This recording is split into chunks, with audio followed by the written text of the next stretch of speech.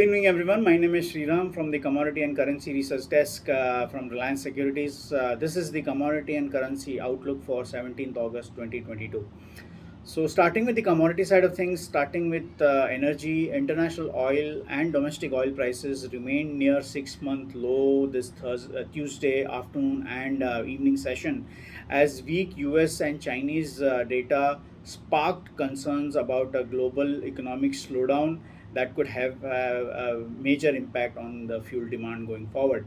A recovery of the US dollar from early morning lows this Tuesday afternoon and evening session also weighed on prices. Looking ahead for the Wednesday's trade, prices can continue to remain under pressure as recessionary worries could continue to weigh on demand outlook, but some bargain hunting cannot be ruled out. However, investors could await key data, especially on the inventory side, over the next 2 trading days. We have the American Petroleum Institute data on inventory after US market hours tonight, while the official government data from EIA is expected out tomorrow. So, till that time, markets can remain range bound. Bias can be slightly on the negative side of things for crude oil prices.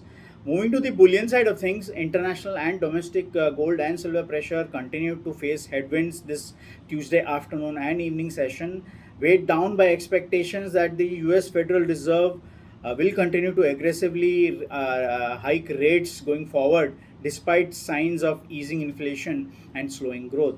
The dollar, as I mentioned earlier, also remained strong this Tuesday afternoon and evening session, supported by safe haven bids for the greenback after disappointing Chinese and US data bolstered global recession worries and pushed investors towards the dollar side of things, as investors preferred the greenback over bullion, and this too weighed on sentiments in today's trade.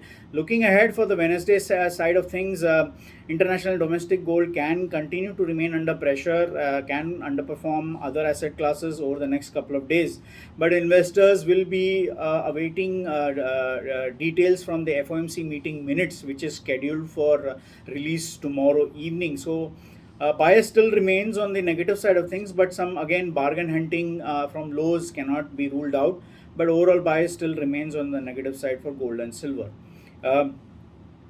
Briefly on base metals, copper and aluminium remain under pressure in yesterday's trade and both have extended losses this Tuesday's session. Again, prices continue to face headwinds as clouded demand outlook from top consumer China continue to weigh on sentiments. Of course, markets like the base precious metals will look ahead to the FOMC meeting minutes and its release in the evening session. But till that time, we feel markets can remain range bound. Bias again, like the precious side, will remain on the negative side of things.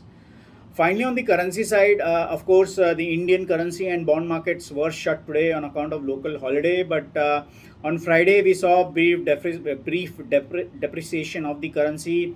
Of course, most of the Asian currencies were on the weaker side on Monday's trade, especially the Chinese yuan, after weak data has prompted the PBOC to cut rates.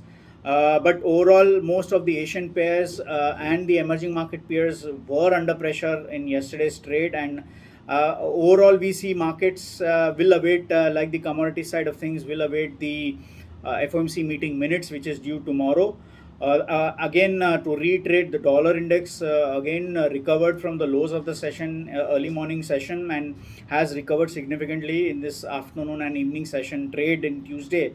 And further strength of the dollar can definitely weigh on sentiments. There is a possibility of the local unit opening gap down on Wednesday's trade due to lack of any trading activity over the last 2 days, as most of the Asian currencies were weak. So we can see a weak opening for our currency as well on Wednesday's trade. But like the overseas markets, domestic players can also await FOMC meeting minutes, which is due out tomorrow. So overall bias still remains weak for the currency. Of course, some help has come in the form of FPI investing in our local equity markets.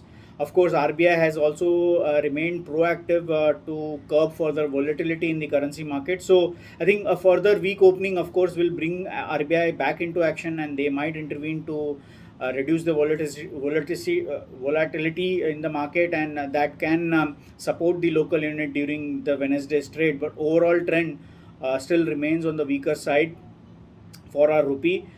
Briefly on the dollar has been trading firm over the last couple of days, and we see further strength in the dollar index going forward. Of course, recent hawkish comments by the Federal Reserve members has definitely pushed the dollar index higher, but recent data also suggests that inflation has eased slightly, but that may not deter the Federal Reserve members from hiking rates aggressively. So that's why I think the dollar index is getting strength from, and further confirmation of that will come from the FOMC minutes, and any of course hawkish comments have been already been factored in by the markets, but any dovish comments can possibly keep the lid on the dollar index upside movement. So we have to wait and watch what happens tomorrow, and the statement will determine further price action. So that's it from our side. Thank you for listening. Have a pleasant day ahead. Thank you.